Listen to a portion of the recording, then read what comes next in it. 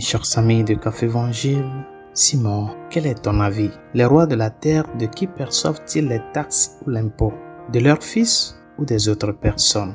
Pierre lui répondit, des autres. Jésus reprit, donc les fils sont libres, mais pour ne pas scandaliser les gens, va donc jusqu'à la mer, jette l'hameçon et saisis le premier poisson qui mordra. Ouvre-lui la bouche et tu y trouveras une pièce de 4 drachmes. Prends-la, tu la donneras pour moi et pour toi.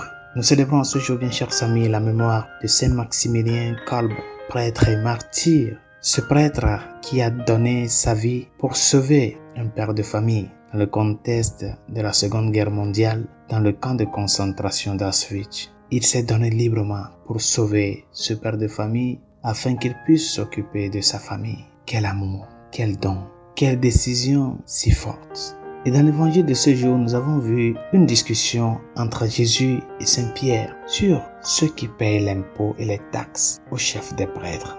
Imaginez-vous que vous soyez Pierre. Imaginez que vous suiviez les instructions de Jésus en allant à la mer, en jetant un hameçon, en tirant un poisson et en ouvrant sa bouche.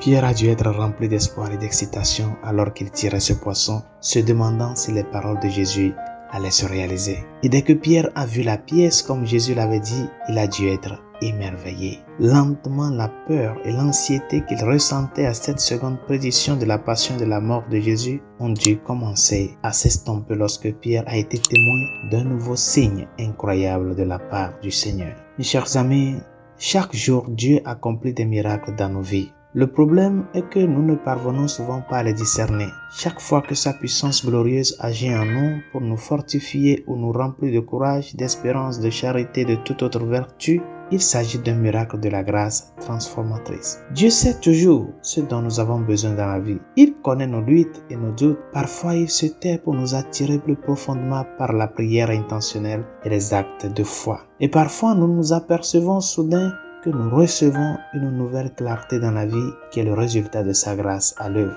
Jésus savait que Pierre avait besoin de cette grâce supplémentaire, de ce miracle personnel pour pouvoir dépasser ses peurs et ses luttes et placer toute sa confiance en lui. Jésus était digne de confiance et c'est la conclusion à laquelle Pierre aurait dû y arriver. Il était digne de confiance. Par conséquent, tout ce qu'il disait devait être cru. Quelle merveilleuse conclusion pour nous tous. Résolution de ce jour. De quoi Dieu veut-il vous assurer dans votre vie? Quel est le problème ou le doute qui vous préoccupe? Si vous luttez, pensez aux façons dont Dieu a été présent et actif dans votre vie. Réfléchissez à son intervention et à la manière dont il a pris soin de vous et vous a guidé. Soyez reconnaissants et permettez au souvenir de ce que Dieu a fait d'être votre force aujourd'hui et la source d'espoir lorsque vous en avez le plus besoin. Bonne journée. Dieu vous bénisse.